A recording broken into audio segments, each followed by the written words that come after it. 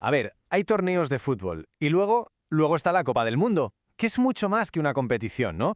Es como un espejo que durante casi un siglo ha reflejado cómo somos, nuestras ambiciones, nuestros conflictos, la tecnología que usamos y, por encima de todo, nuestra pasión. Bueno, vamos a meternos de lleno. Tratemos de imaginar la escena, ¿vale? Aquí no hay aviones privados ni patrocinadores millonarios, solo un grupo de selecciones de valientes que se meten en un barco para un viaje de semanas. El motivo, un sueño. Así de épico, así de aventurero, así empezó todo. Así que en los próximos minutos vamos a hacer un recorrido por la evolución increíble de este torneo. Vamos a viajar a través de estas eras para entender cómo un juego en apariencia simple se convirtió en el fenómeno global que todos conocemos hoy en día. Empezamos por el principio, claro. La era romántica.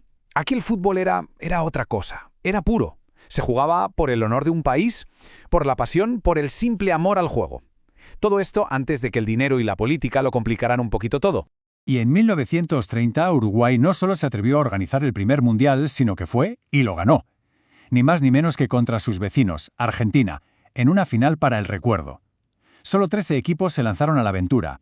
Y esa victoria charrúa, sentó las bases de una identidad, el fútbol como el orgullo de toda una nación. Pero claro, ese sueño tan romántico no iba a durar para siempre.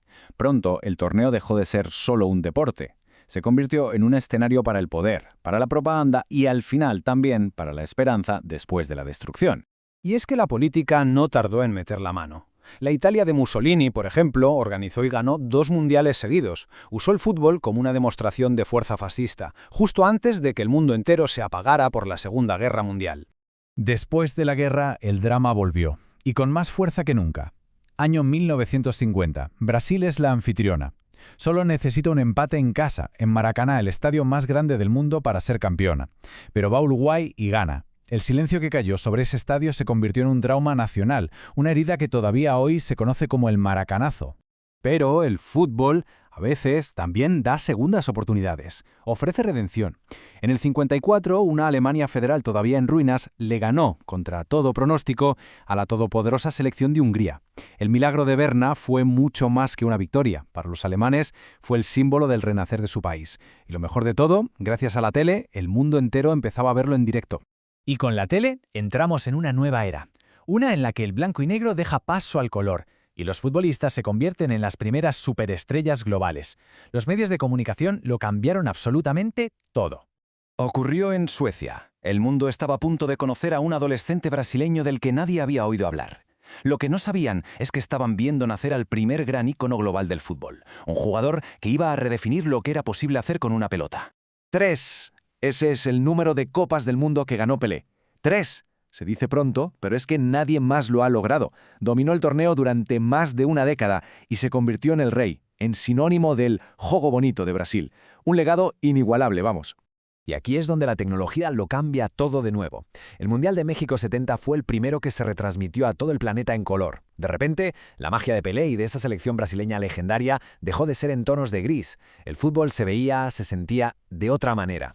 Pero ojo que esta era no fue solo de genios individuales. En el 74, la naranja mecánica de los Países Bajos, con Johan Cruyff a la cabeza, le enseñó al mundo el fútbol total. Una auténtica revolución táctica donde las posiciones fijas, casi desaparecían.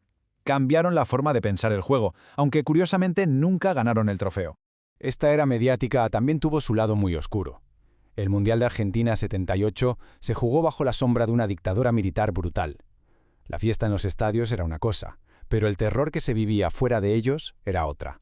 Y esto, claro, planteó preguntas muy incómodas sobre el papel del deporte en un mundo con tantos conflictos políticos. Y a partir de aquí, el Mundial se convierte en un negocio gigantesco. Entran en juego el marketing, los derechos de televisión millonarios, la expansión a nuevos mercados. El juego se profesionaliza hasta límites insospechados. Y justo en el centro de esta nueva era comercial aparece una figura casi divina, Diego Armando Maradona. El Mundial de México 86 es simplemente suyo. Con la mano de Dios y el mejor gol de la historia en el mismo partido contra Inglaterra, le dio a Argentina una especie de redención simbólica después de la Guerra de las Malvinas. Y fue en este momento cuando el Mundial se hizo global de verdad. Aterrizó en Estados Unidos, que no era un país de fútbol, y batió todos los récords de asistencia. Luego cruzó Asia por primera vez. Las marcas lo invadieron absolutamente todo, y poco a poco Internet empezó a cambiar la forma en que veíamos los partidos. Y con eso llegamos a nuestra era. La de la alta definición, las redes sociales, los datos por todas partes y una tecnología que, en un segundo, te puede cambiar un partido por completo. El cambio más bestia ha sido el VAR, sin duda. El famoso videoarbitraje que llegó en 2018 ha cambiado la naturaleza del drama en el fútbol. Se acabaron los goles fantasma, las injusticias flagrantes, o casi. Ahora la justicia es más precisa, sí, pero muchos dicen que se ha perdido parte de esa emoción del error humano. Esta era nos ha dejado momentazos icónicos, ¿eh? El sonido de las bubuselas en el primer mundial en África, imposible olvidarlo. O el colapso de Brasil contra Alemania, que se convirtió en el evento deportivo más tuiteado de la historia. Y cómo no, la imagen de Lionel Messi levantando por fin la copa en Qatar, en la que para muchos fue la mejor final de todos los tiempos. Si lo vemos así, en perspectiva, el viaje es fascinante. De un sueño romántico en barco pasamos a un espectáculo global por televisión. De ahí a un negocio multimillonario, y hemos acabado en una experiencia digital, totalmente interconectada. Pero esto no para. El torneo nunca deja de evolucionar. La gran pregunta ahora es, ¿hacia dónde va? Pues la clave parece ser la expansión. Los números no engañan. Empezamos con 13 equipos, durante décadas hemos tenido 32, y ahora, ¡pum!, un salto a 48 selecciones para el Mundial de 2026. Más partidos, más países, más globalización. El juego no para de crecer. Y terminamos con esta idea. A lo largo de un siglo, el Mundial ha sido un escenario para la política, un motor para la tecnología, un negocio colosal. Pero en el fondo sigue siendo algo más. Es un lenguaje universal, un ritual que compartimos todos y que cada 4 años nos recuerda lo mucho que tenemos en común.